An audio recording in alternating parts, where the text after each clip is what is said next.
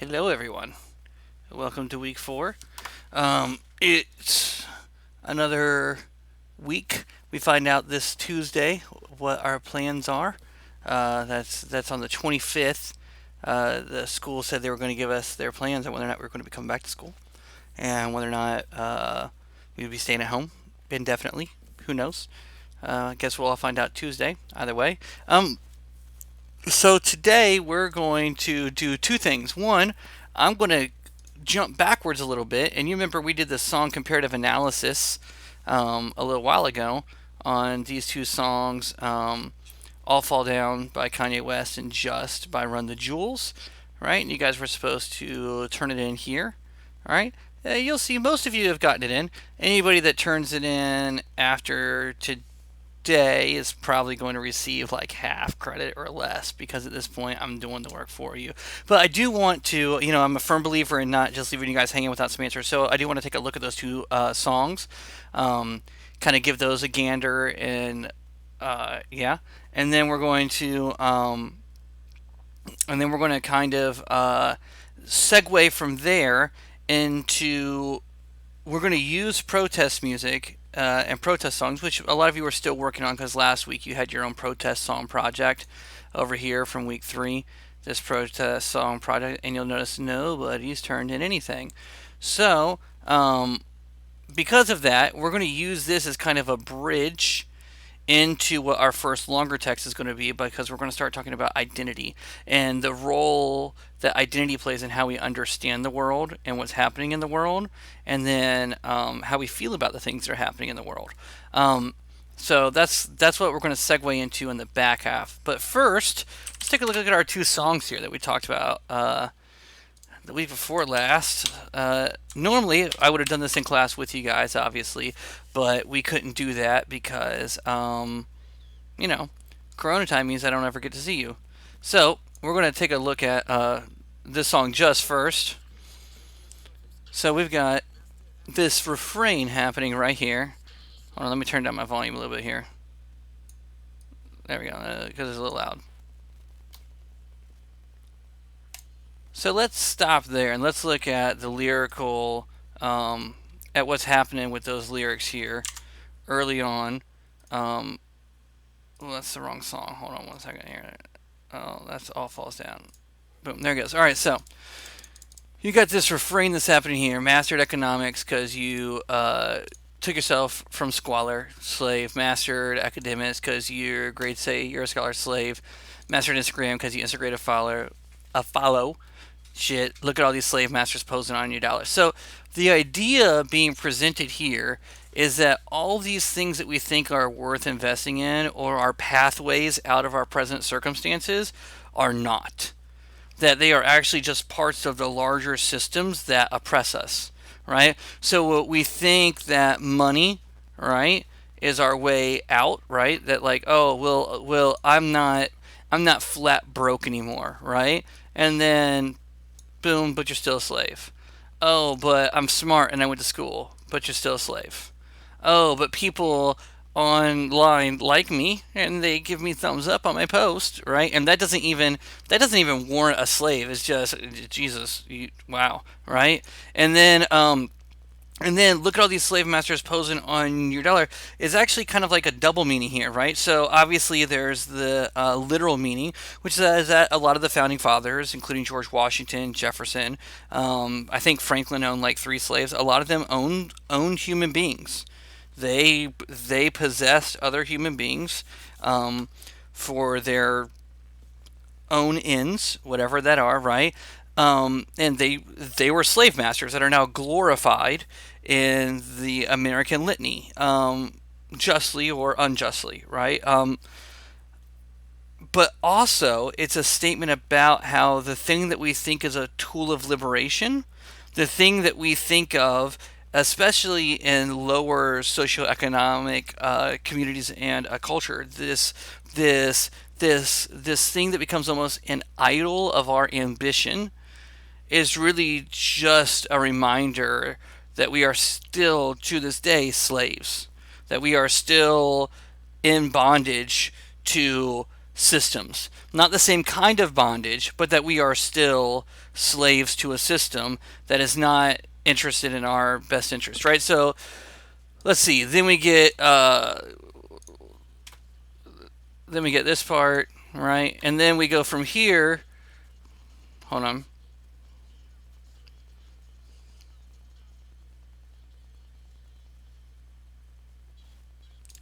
So then this first verse is done by Killer Mike, which if you don't know anything about Killer Mike, you should. He's a political activist. He has campaigned for several politicians. He's also a pretty prolific rapper. He is, I think, written a book.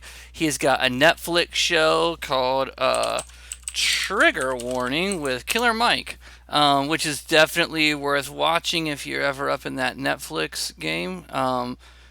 What? Why didn't it go to the... Hold on.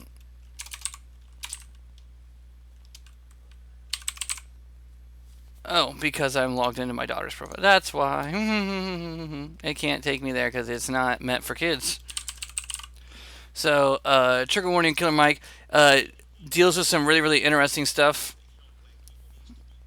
So, I highly recommend checking it out sometime if you want. He's a very opinionated guy, but also a very articulate, very thoughtful individual who is coming at things from slightly different perspectives as well. So, Killer Mike's verse comes in here.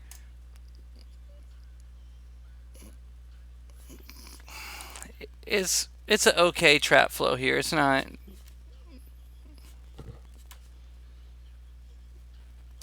So, let's go back here real quick. So, the image perfectly that I want to pause on too. So, we'll come over here. Business time. I'm on mine. I be minding mine. Make money. All right. This is pretty obvious. Right. Every time I'm on my grind, I'm trying to shine. Stay sunny. Super positive way to start off this verse, right? Make a dollar. Government. They want a dozen dimes, and then we get no cap. No cap, obviously, reference to red cap. Obviously, it's also about the idea that those of you that have jobs know taxes are a thing, right? Taxes are coming for you, whether you like it or not. And if you're not paying your taxes, you're going to prison. You go Wikipedia Al Capone if you want to see how powerful the IRS can be whenever it comes to taking your money. And that sounds well and good whenever it's somebody in office that you support or the agenda of the government is one that you support, right? You're like, all right, well, I'll pay my taxes because, maybe we're in France and it's going to give free childcare to people or really good school lunches or, ensure that everyone gets, 10 weeks of maternity leave, whatever, right? But what happens whenever the government supports endeavors or is participating in things that you don't support, and you are being asked to fund government activities that you are not necessarily a fan of? It's an interesting idea that he's kind of touching on here, right? Right. Make a dollar, government, they want a dozen dimes. And then this no cap is obviously one no cap reference to no end to things. And then also good old Make America Great caps. And then we get this next part is an allusion to his previous life.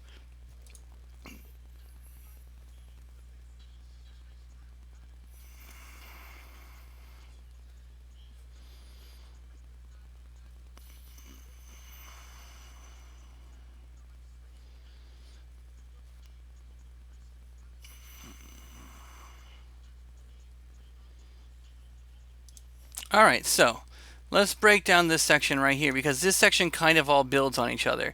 The petty kind might kill you because they see you shine. Stay strapped. Stay strapped here.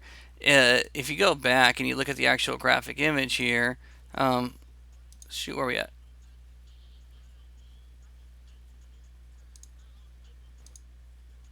Oh, just missed it. There it is. Stay strapped here is stay strapped. Phones, information, right? Um, anyways, as a weapon. But anyways, so petty kind, they might kill you because they want to see you shine. Stay strapped. This Obviously, it could be talking about institutional racism. It could also be talking about in this present moment, in this present age, about the issues that Black America is having with law enforcement and being murdered in the street by law enforcement. So, I mean, this could have multiple meanings here, right? But obviously, he's saying that basically there is a system in place to keep you from succeeding. That anytime that they start to see you shine to succeed, that they are trying to stop that, right? I've done how to talk with myself many times. Am I a hypocrite because I know I did plenty crimes? This has to do with Killer Mike's personal take on African American progress and politics, and how he believes that the black community can kind of further itself. I don't want to get too deep into it because this is not really our unit isn't about his personal politics. Feel free to Google it or go check out Killer Mike some more about the kind of things he has to say, because he's got a lot of interesting ones to say. Moving on. It says, if I get broke too many times, I might sling some dimes back to trapping. Right? And we want to relate this back to this idea of they might kill you, and then am I a hypocrite because I've done many crimes, but if I get broke, I might go back to trapping, because it's just, I mean, because again, we're all slaves to this money, right? So if I get broke, I'll go back to trapping. But then he's creating a dissonance for us here. He's creating a cognitive dissonance here, which is that, so this is a crime to go back to slinging some dimes and trapping, and then you believe corporations running marijuana? How that happen? Now, here he's asking two questions. One, do you actually believe it, or do you think that people on the street are still running marijuana? And then two, corporate interest is definitely involved in marijuana in the states where it is recreational. And isn't it funny how corporations and CEOs don't ever get arrested for selling marijuana in vast quantities more than a black man trapping might, right? And then he draws a parallel, and your country getting ran by a casino owner, which most people consider casinos to be another form of robbery. They typically exploit people with gambling addictions. It's impossible to win long term in a casino. If you had $1 million on a long enough timeline, if you kept on playing games in a casino, the casino would end up with all 1 million of the dollars, because it's just how all the games are set up. And so, he's yeah, he's drawing that comparison. This next part here, all right,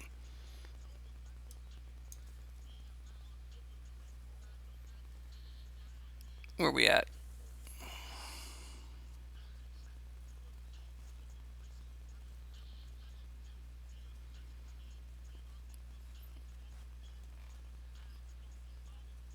Ah, there we go.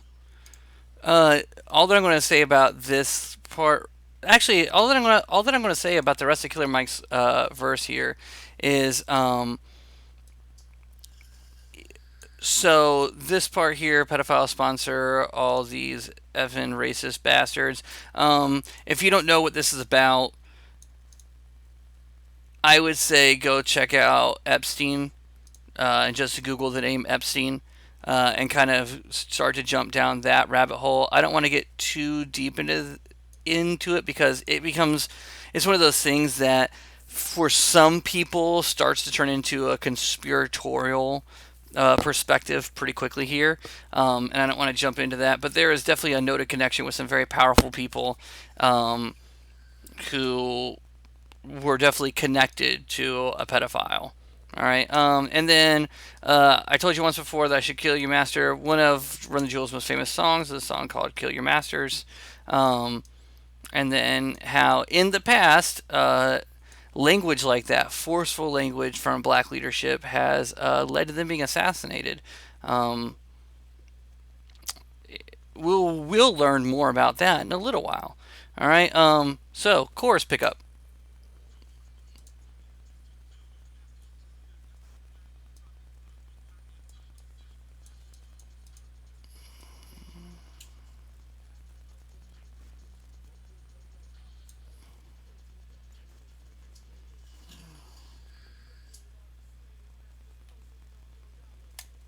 So let's talk about this real quick. This line here. All right. Same thing with the master of politics. You swear that you got options. slave.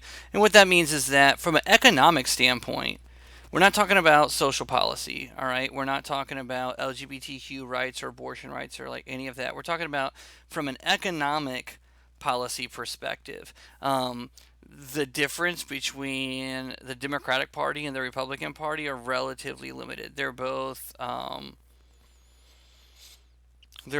kind of funded by corporate interest and corporate lobbyists who fund super PACs that fund their political campaigns. And so what happens is that if you end up with two kind of establishment figures from the political parties, you're ending from an economic perspective. You don't really have options, right? Um, Obviously, socially, that isn't true, and there are very progressive candidates that run on the Democratic side, and there are very fiscally conservative candidates that run on the Republican side of things, but they don't win very often. Um, so, anyways, that's that. If you're not paying attention to politics, you need to go vote in November, seniors. All right. Master of opinion because you vote with the white collar. Um, there are a lot of people that vote against their own self interest.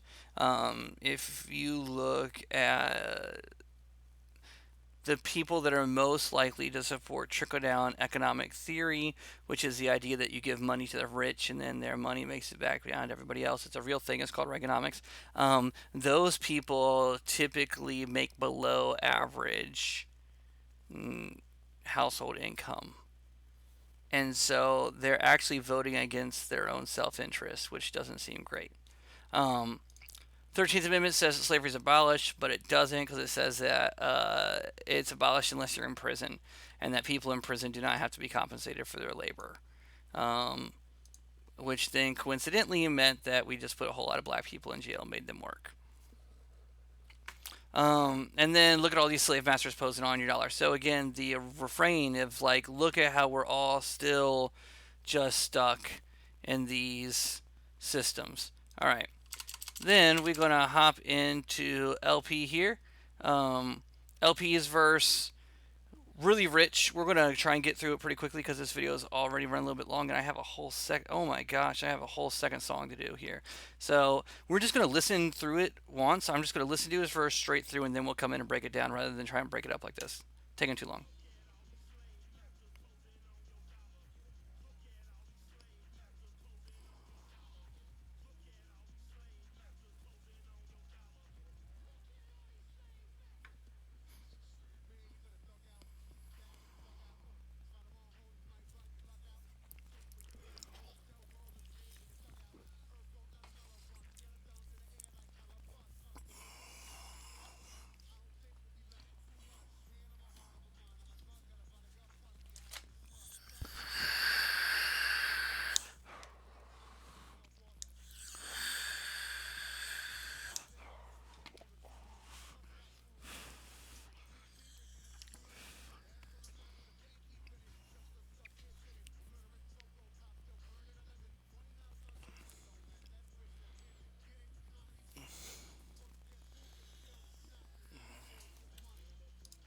Okay. So let's break down LP's verse here. It's got a lot going on in it. Probably my favorite verse of the whole song. So where are we at here? All right, here we go. So, first he takes this perspective of Confucius, say, right? This idea that like he is going to drop some wisdom from like beyond time and space. And anyways, moving on. You better thug out, get the bag, and then bug out. Trevor home, better write regular out because the base is loaded. Roll your grade in the dugout. You're out. Let's see.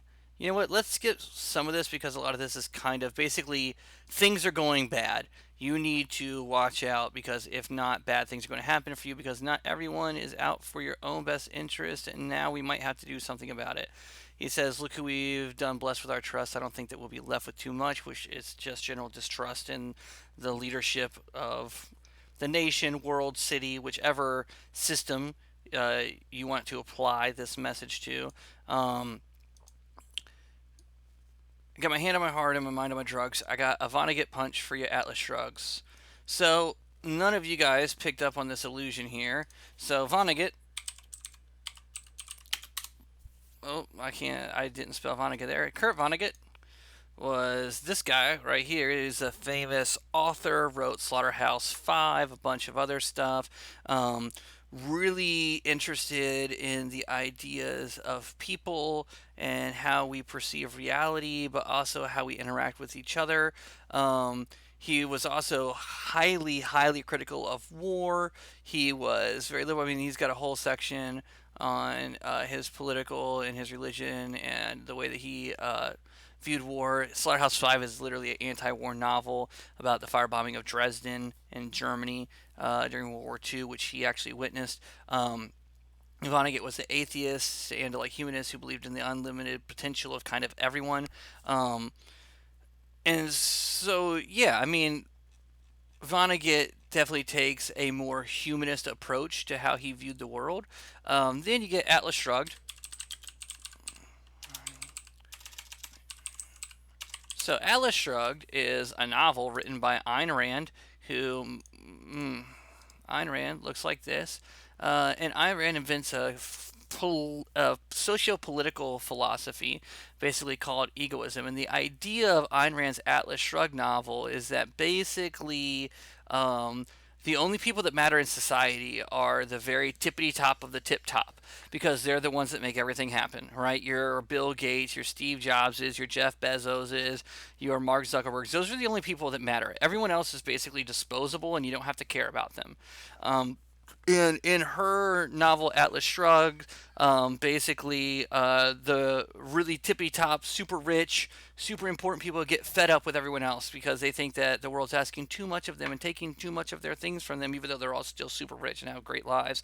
And so they decide they're going to disappear and go make this new society up in the mountains someplace, and they're going to make a new society the way that it's supposed to be, and the rest of the world falls apart without them. So, anyways, he's being very, very critical of this idea, right? With his, I got a Vonnegut punch for your Atlas Shrugged, right? I've got a humanist, individual perspective against your idea of like elitism and tiered social caste, because Atlas Shrugged is definitely about social caste and the fact that the people at the top of any kind of social caste are way more important than the people lower. They love to not love, and that's just dumb. Again, regarding these people right here who think that the bottom of society doesn't really matter. They love to not love, and that just makes me dumb. Lord, sweet Buddha, please make me numb. This can be an allusion to either the Asian inspiration of this verse, going back to this Confucius, or also to the mind on my drugs, because Buddha is a slang term for marijuana. Brain bounce off walls like a sentient Roomba that just found out his creator's stupid. Basically, just like my thoughts are scattered, but everything is terrible. And yeah, let's see here. And then we get this right here, right? BB Richie, this is New York City, the X on the map where the pain keep hitting, just us ducks here sitting, where murderous chokehold cops sitting earning a living. Funny how some say money don't matter. That's rich now, isn't it? Comedy. Trying to sell a packs of smokes to get food, get killed. It's not an anomaly, but hey, it's just money. So, this is an entire reference to some of the problems that New York City has been having, again, between law enforcement, the African American community, and Eric Gardner, who was selling Lucy cigarettes on the side of a street so that way he could go buy lunch. And they literally choked him to death while he shouted, "I can't breathe." And that's kind of where that motto came from. God, that's a terrible way of saying that, but I mean that's what it is basically. And so basically, this is just him calling attention to it. There's not really a lot of illusion or anything deeper than that here. Just, man, it's bad. And then Master Economics, because you took yourself in squalor. Same thing as, again, the first one. And then Let It Sink In. And this is where they are encouraging the audience, like, hey, take a minute, actually process through it. Let's go. All right. Last one here. This last verse is actually not done by a member of Run the Jewels. It's done by a guy named Zach Delaroche, who, if you watch my protest song video. He was one of the guys from. Actually, he's the lyricist and vocalist from the group Rage Against the Machine from the '90s. Very important, very prominent protest, anti-capitalistic movement in music. All right, let's go back just a second here.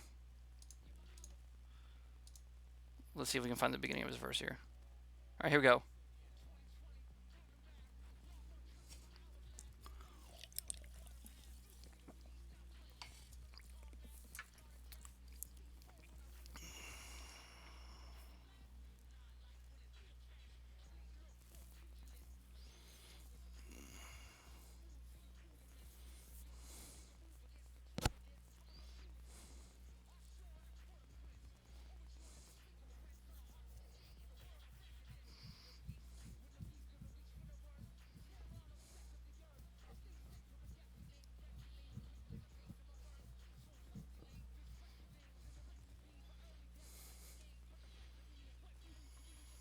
Okay, so man, there's a lot going on in this last verse here. A whole lot, and we're just going to kind of break it down really quick. So 2020, run the map, raw, uncut, yeah, my hourglass. So basically, like 2020 has been a hell of a year, right? It's been a hell of a year.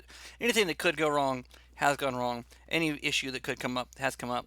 It is what it is, right? But then this idea of, yeah, my hourglass, don't watch it spill to the bottom half.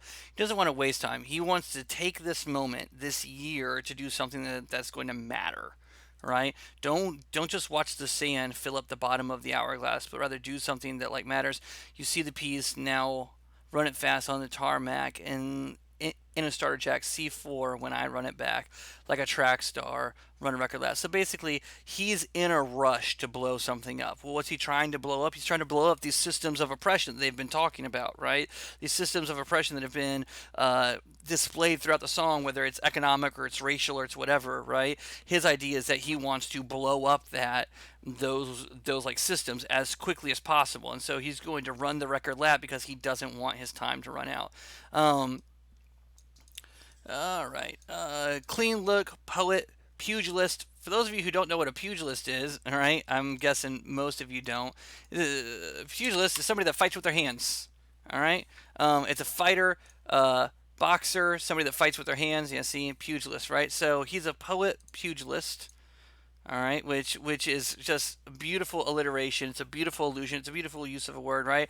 A shooter's view, a Zapruder flick. So this was actually the video taken of the JFK assassination. So whenever JFK is assassinated in that old scene that they've got where the car's coming around and then you can see the shots, the person who actually shot it, his last name was Zapruder and his Zapruder flick. And so this is where it gets kind of almost like a call to violence in this song, right? Where like he is basically saying that his message is the same as an assassination, that he is here to destroy things, that he is here to change things, right? Too rude for your rudiments, who convinced you that you could move against the crew. In this, coming up through the fence, offshore out of Port-au-Prince, Overture left his fingerprints on our hearts at the gate and the world residents. So, who is Overture? Overture and Port-au-Prince. Overture, uh, Haiti? Yeah. So, Overture was a general from Haiti that led the Haitian Revolution against French occupation. He Here he is. Boom, look at that. Ah, that's him. They murdered basically all the French people on the island of Haiti, and the slaves that were there basically took over the island. And it was one of those times where like like, hey, enough is enough. And so this guy kind of rallies people together, and yeah, and so they kind of took over the island of Haiti. It's a really fascinating guy. You should go check him out, read about him. So, anyways, he is making an illusion here because, much like Overture, he wants to tear down systems of oppression, right? So he's saying, and Port-au-Prince, right, is in Haiti. Overture left his fingerprints in our hearts at the gate, and the world our residents, right? So he's basically saying what Overture did for Port-au-Prince, I want to do for the world, right? How can we be the peace when the beast is going to reach for the worst, tear all the flesh out of the earth, stage set for this? So basically, he's saying, how can we still have peaceful protest whenever the people who we are protesting against are trying to destroy everything? They're trying to destroy the planet, they're trying to destroy us, they're trying to destroy our society, they're trying to destroy everything. How can we still be peaceful in the midst of this? Stage set for a deafening reckoning, quick like the pace of a verse. So I'm questioning this quest for things. Now here's where things get interesting because now he's saying basically that these people, the beast that is going to reach for the worst and tear the flesh off of the earth, is intrinsically tied to our quest for things. Which is our consumer culture, our idea that we always need to be buying more, that we always need to have more, that we always need to have the newest thing, right? So I'm questioning this quest for things as a recipe for early death threatening. So basically, he's saying that this quest for things is only feeding into these systems that hold us down, which again goes right back into what was happening up here with, you got money, economics and stuff, but you're still just a part of these systems, right? And then he says, but the breath in me is weaponry, but for you it's just money. Because he's not beyond understanding that he himself is a part of this capitalistic system because he's making money for record labels by protesting the people that are rich, right? Like he's making money for rich people by protesting rich people. And he's aware of this, right? So like he understands that he's using the vehicle that he can to try and like a face change, but at the same time that's just making more money for other people, right? That there is no escaping this kind of treadmill of misery that he thinks that we're caught on. So, segue into Kanye's song, and we're not going to listen to this one because, and I'm not going to spend a ton of time here. What I want to talk about is how those same ideas appear in Kanye's song, though. Those ideas of systems that are in place to kind of keep us from ever really rising beyond our station, right? This idea that, like, we do have an implicit caste system still in our society now, and that, well, you would not maybe necessarily even call us slaves. We are definitely in bondage to the system that we are a part of, at least according to these artists, right? And so here, right, he begins by talking about this girl who's in college, but she doesn't know what she actually wants to do. The college is so expensive. She's in her sophomore year, but she still doesn't know what like she wants to do. She doesn't want to pick a like career, so she's just going to drop out and go and do hair because she can't afford to stay in school while she tries to figure out who she wants to do because that's enough money to buy her a few pairs of new airs. So here we get that talk just like at the end of the last song where it's that quest for things, that quest for the material possessions and the consumption that leads back into this system, right? Where she's only really worried, and her baby daddy doesn't really care. She couldn't afford a car, so she named her daughter Alexis. Um, she had hair so long that it looked like weave, and then she cut it, and now she looks like Eve. So basically, she's a single black female addicted to retail. So basically, this idea here is that we sell out our dreams and our pursuit of excellence for short term gains and short term focus, right? I can't tell you how many kids I've seen drop out of college so that way they could work a $15 an hour job. It's a thing that happens.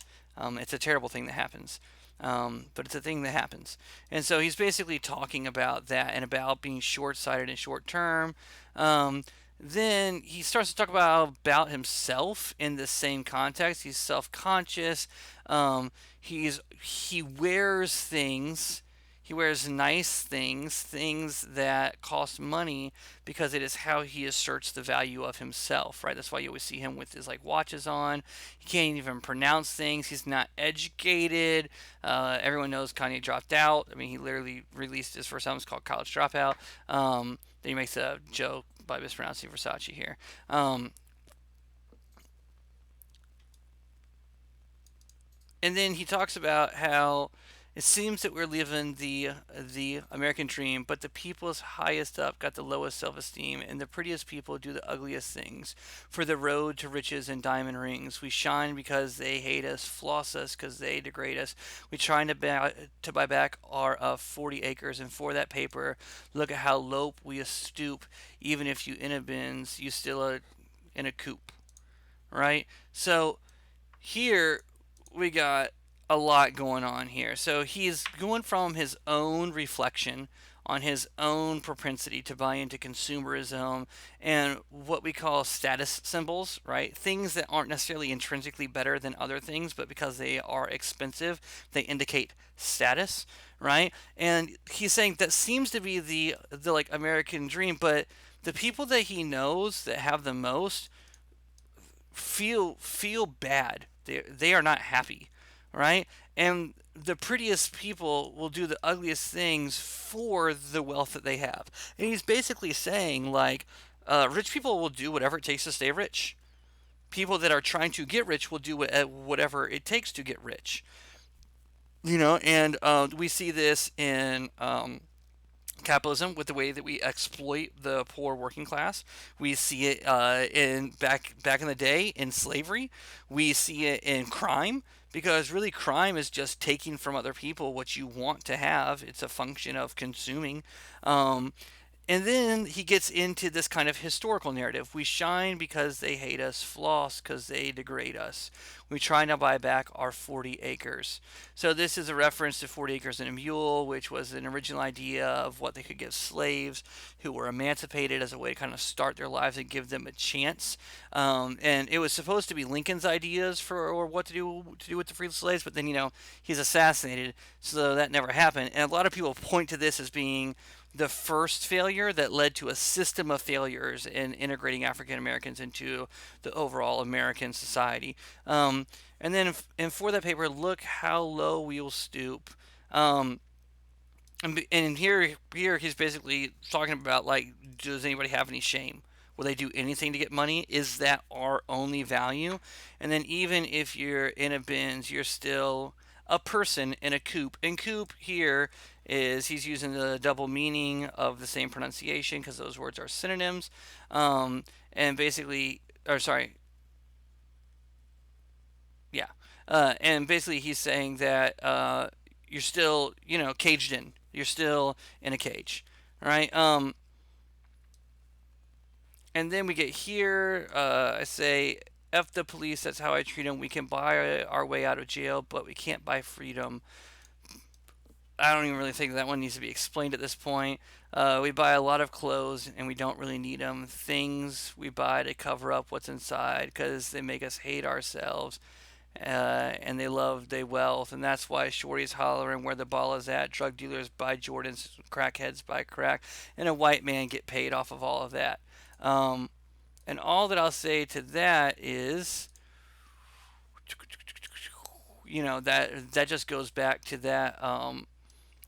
You took yourself from squalor, slave, right? That idea that no matter what, we're all still just part of this self-perpetuating system of consuming and degrading and consuming, and that we're being told the things that we should value, and so we buy into those values, and then by buying into those values we keep ourselves from ever actually progressing into the long-term things that might actually accrue progress. And then but then Kanye again returns and says, I'm not even going to act holier than thou because I went to Jacob with 25,000 before I had a house, and I do it again because I want to be on 106 in Park pushing a Benz. And so the house here is important because if you know anything about economics or what economics say about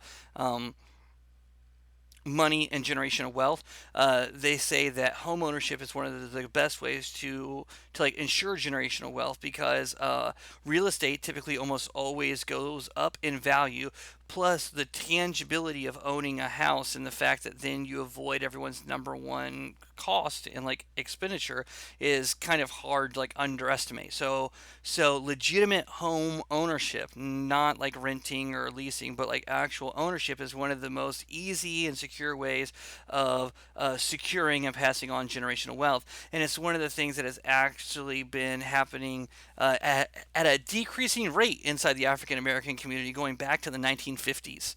And so this I think is kind of a reference to how Kanye is saying that socially and culturally, we are getting our ideas and our priorities inverted, and we are buying luxuries and we are buying status because of this idea that we have of ourselves, and it is delaying our ability to actually progress ourselves in like meaningful ways.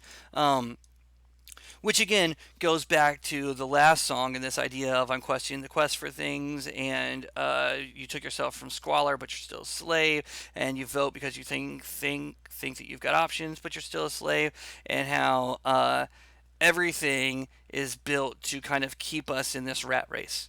So, anyways, that's the breakdown on those two songs. I'm willing to bet none of you make it to the end of this video because I just looked at how long this video is and I'm betting zero of you make it to this point. So if you made it this deep and you watched the whole thing, email me and I'm going to give you a little bit of extra credit for this week's assignments. All right? Peace out. See ya.